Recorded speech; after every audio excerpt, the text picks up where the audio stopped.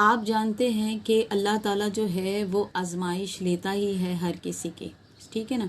तो मेरी भी आजमाइश चल रही थी, या भी ये समझ लो कि मेरी ट्रेनिंग चल रही थी। आपको पता है जब ऐसे हालात हो जाते हैं कि आप स्पिरिचुअलिज्म में तुरंत चले जाते हो तो लोग डर जाते हैं, आपके आसपास वाले, आपके ख़ानदान वाले, कि भाई एक तो इसके पास खुद का घर नहीं है, हस्बैंड की कमाई नहीं है, अब जो ये खुद कमाती थी ये इसने बंद कर दिया है, 3 बच्चे हैं, कहीं हमारे ऊपर ना आ जाए, कहीं हमारे घर में ना घुस जाए। तो धीरे धीरे लोग कटकिनारा करने लग जाते हैं, और तो और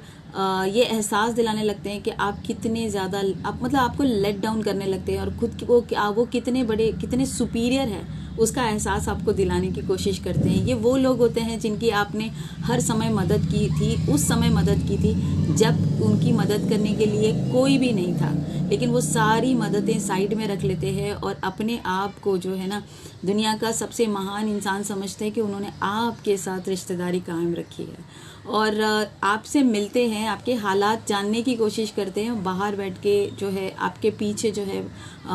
प्लानिंग, प्लॉटिंग और गॉसिपिंग, और ये तो ऐसी है, ये तो वैसी है, ये तो दिखावा करती है, 900 चूहे खा के बिल्ली हज को चली, और पता नहीं मेरे बारे में बहुत बहुत सारी बातें होने लगी कि ये अचानक से इसको बाबा बनने का शौक़ आया है, ऐसा थोड़ी होता है, औरतें ये सब थोड़ी करती है, वगैरह वगैरह वगैरह, बहुत सारी चीज़ें होती चली गई। फिर मेरे शौहर के भी कानों में ये बातें ठूसने लगे, मेरे शौहर मेरे ख़िलाफ़ हो गए कि ये सब चीज़ें औरतें नहीं करती हैं, ये औरतों का काम नहीं होता है, वगैरह वगैरह। इस तरीके से जो है मेरे और मेरे शौहर के बीच में भी इख्तलाफ होने लगा, वो मुझसे कटे कटे से रहने लगे, और हमारे बीच में जो है एक छोटी सी दरार सी पड़ने लगी। लेकिन मैं इस डर से कि मेरे शौहर के बीच में दरार पड़ रही है, मेरे रिश्तेदार मुझे छोड़कर जा रहे हैं, मेरा कारोबार बंद हो गया है, ये तो स्पिरिचुअलिज्म में आने के बाद तो मेरी सब